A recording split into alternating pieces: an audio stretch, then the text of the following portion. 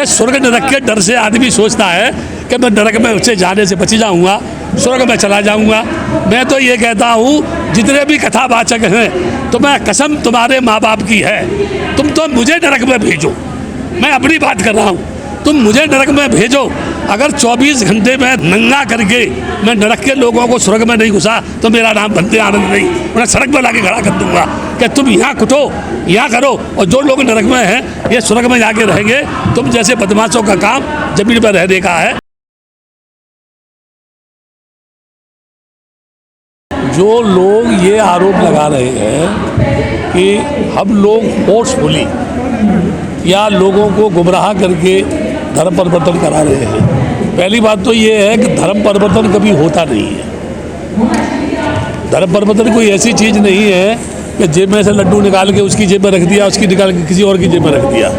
धर्म का संबंध आदमी के जीवन से है। पहला प्रश्न मेरा ये है। दूसरा मेरा कहना ये है कि राजकुमार सिद्धार्थ के काल में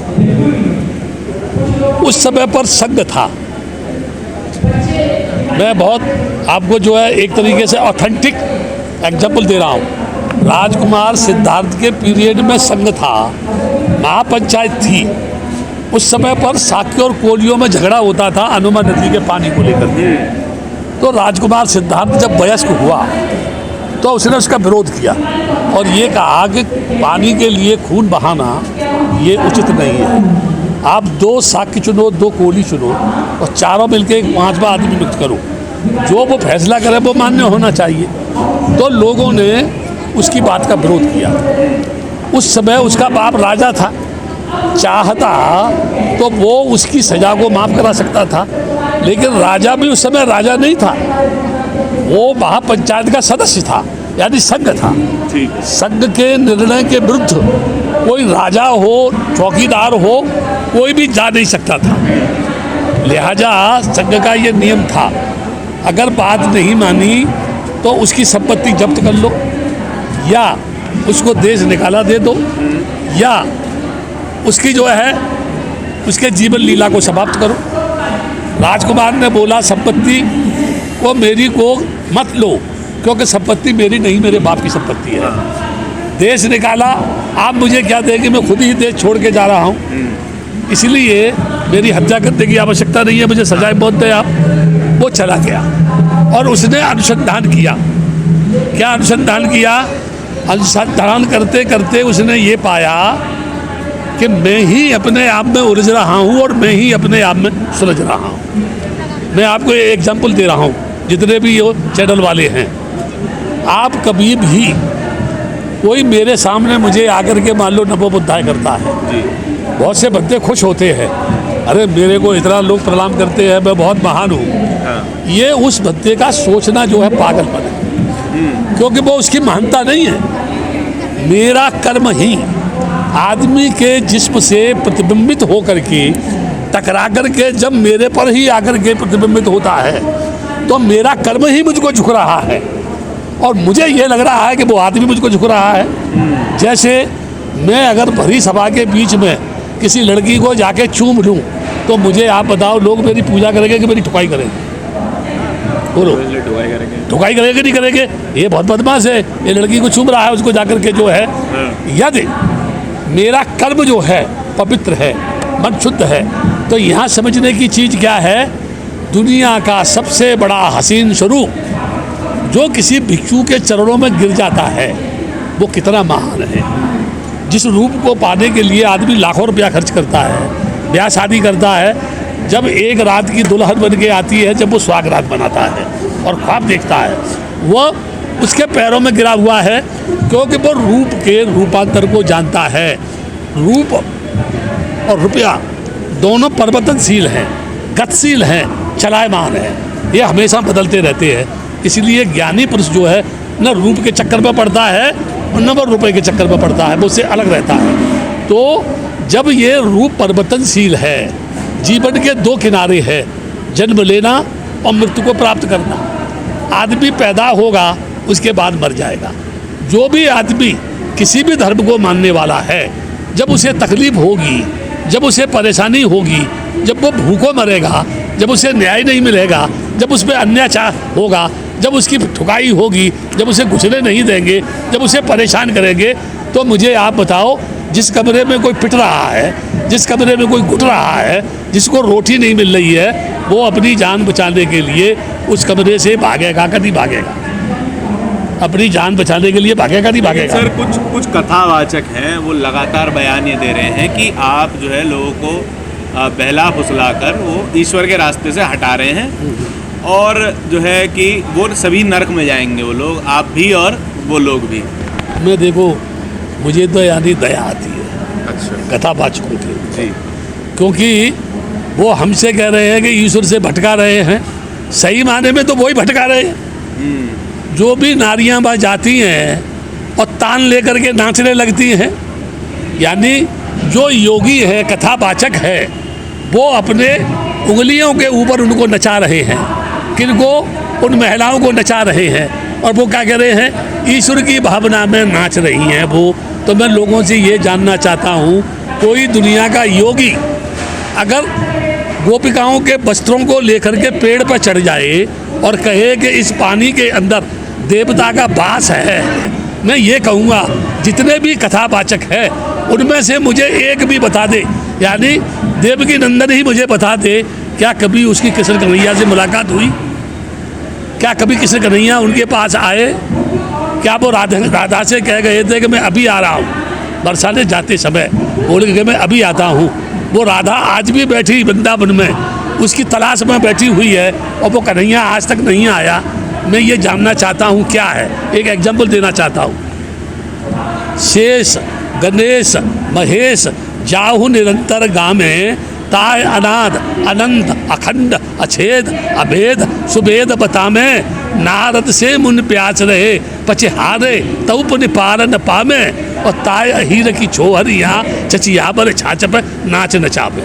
यानी वो योगी राज कृष्ण, मैं देखिए उनकी प्रशंसा कर रहा हूँ, वो योगी राज कृष्ण जो अनंत हैं, अखंड हैं, जिसे छेद नहीं सकता, जिसे वेद नहीं पा सकते, जिसे पुराण नहीं पा सकती, जिसे नारद मुनि जैसे तपस्या करते थक गए, उनको भी दर्शन नहीं हुए, वो कृष्ण योगी राज अहीरों की लड़कियों की एक बार खोज पर छाछ पर नाच रहे हैं। तो क्या वो छाछ के दीवाने थे, या वो गोपिकाओं के दीवाने थे, या वो योगी थे, या वो कर्म योगी थे, या वो निरंकारी थे, निरवकार थे, या वो साक्षात्कार थे, घट घट में व्यापक थे, हर घर में थे, रोम रोम में थे? तो क्या वो योगी चोर है? क्या वो योगी हत्यारा है? क्या वो योगी भ्रष्ट है? क्या वो योगी बदमाश है? क्योंकि वो तो रोम रोम के अंदर है, मगर उसके पत्ता नहीं हिलता है, मगर उसके जन्म नहीं लेता आदमी, मगर उसके कुछ होता नहीं है। वो कर्म करो तुम, दंड वो देने वाला है, रिक्शा मैं चलाऊंगा, पैसा वो देगा। अगर आज की इस थोड़ी पर आदमी चलेगा तो उसके बच्चे भूखे मर जाएंगे, है ना? इसलिए जितने कथावाचक हैं उनको ये डर है कि अगर महिलाओं को ज्ञान हो गया, दुनिया की कोई भी महिला हो, मैं आपके चैनल के माध्यम से कह रहा हूँ, कोई भी दुनिया की महिला किसी मंदिर में जाए, किसी भी देवी के पास जाए, किसी की भी पूजा करे, किसी भी योगी की कथा सुने, किसी की भी भागवत सुने, यदि वो अपने मन से अपने पति को अच्छे ढंग से भोजन बना के नहीं देती है, अपने पति से अपने मन से प्यार नहीं करती है, अपने मन से अपने पति के साथ जीने मरने का संकल्प नहीं लेती है, कोई भी नारी पति के सुख दुख में काम नहीं आती है, कोई भी पति पत्नी के सुख दुख में काम नहीं आता है, वो नारी किसी भी देवता की शरण में चली जाए, कोई भी दुनिया का देवता उसकी रक्षा नहीं कर सकता है। अगर कपड़ा लाके देगा, अगर पेट भर रोटी देगा, अगर प्यार करेगा, यदि मोहब्बत करेगा, तो उसका पति करेगा, उसको चाहने वाला करेगा। कभी भी कोई ऊपर से देवी देवता आकर के उसको अपने गले का हार नहीं बनाएगा, ना ही कोई उसको साड़ी खरीद के देगा। लेकिन इस तरीके की बातों से तो आप उन सभी कथावाचकों का रोजगार छीन लेंगे ना। अगर आपकी बात समझ में आ गई तो रोजगार छीन जाएगा। मैं तो ये कह रहा हूँ वो और रोजगार करे। एक कहावत है, जी बुरे की प्रीत बुरी, जुए की जीत बुरी, कामनी के संग काम जागे ही काजल, काजल की कोठरी में लाग तू जतन कर, काजल का दाग भाई लागे ही लागे। उसे बचेगा कहाँ? किसी फिल्म का गाना है, आस निराश के दो रंगों में दुनिया तूने बसाई। आस और निराश, जहाँ आशा है वहाँ निराशा है, जहाँ मैं है वहाँ तू है, जहाँ राग है वहाँ द्वेष है, जहाँ दुख है वहाँ सुख है, जहाँ रात है वहाँ दिन है, जहाँ आज है वहाँ कल है। इसलिए मैं एक बात ये कहूँगा आपसे कोई भी व्यक्ति दुनिया का किसी को भी गुमराह नहीं कर सकता है। सिर्फ ये बात कह के मैं एक बात ख़त्म करूँगा, जिसने नारी का शोषण किया वो महान है, या जिसने किसी नंगी महिला को उसकी अस्मत को ढकने के लिए उसके ऊपर वस्त्र डाला वो महान है। यहाँ जितना आदमी भ्रष्ट, बेईमान, गुंडा, बदमाश है उसकी पूजा होती है, जितना ईमानदार है, जितना गरीब है, जितना सच्चा है, जितना भोला है उसकी बेइज्जती होती है। यहाँ पर गुंडों की पूजा और ईमानदारी की ठुकाई होती है। ये हमारे देश का उसूल है। जितने देवता हैं सबके पास हथियार है कि नहीं है? मुझे बगैर कोई हथियार का। अब यह एक प्रश्न है, राम को युद्ध करना पड़ा सीता पाने के लिए। कुरुक्षेत्र में युद्ध हुआ कौरव पांडवों में केवल जमीन के लिए। बुद्ध तो बगैर किसी हथियार के, बगैर किसी फौज के, बगैर किसी राजा की मदद के एक अंगुलीमाल जैसे हत्यारे को 2 शब्द से अपना शिष्य बना के ले आया। वो सिकंदर क्या था जिसने जिल्म से जीते जहाँ, प्यार से जीते धुलों को वो झुका दे आसमां। दुनिया में जो इंसान से प्यार करेगा, जो इंसान के लिए जिएगा, जो इंसान के सुख दुख में काम आएगा, जो इंसान के मोहब्बत में अपनी जान तक कुर्बान करेगा, ऐसी दुनिया इतनी महान बनेगी जहाँ आदमी सुखी होगा, दुख नाम की कोई चीज़ नहीं। जब आदमी की इच्छा पूरी हो जाए तो सुख है, और जब आदमी की इच्छा पूरी नहीं हो तो दुख है। ठीक है, न स्वर्ग है न नरक है, ठीक है ना। ये वो लोग भ्रमित करते हैं कि स्वर्ग नरक के डर से आदमी सोचता है कि मैं नरक में उससे जाने से बच जाऊंगा, स्वर्ग में चला जाऊंगा। मैं तो ये कहता हूँ जितने भी कथावाचक हैं, तो मैं कसम तुम्हारे माँ बाप की है, तुम तो मुझे नरक में भेजो। मैं अपनी बात कर रहा हूँ, तुम मुझे नरक में भेजो। अगर 24 घंटे में नंगा करके मैं नरक के लोगों को स्वर्ग में नहीं घुसा तो मेरा नाम बंदे आनंद नहीं, मैं सड़क पर लाके खड़ा कर दूंगा कि तुम यहाँ कुटो, यहाँ करो, और जो लोग नरक में हैं ये स्वर्ग में जाके रहेंगे। तुम जैसे बदमाशों का काम जमीन पर रहने का है, नरक स्वर्ग से अलग रहने का है।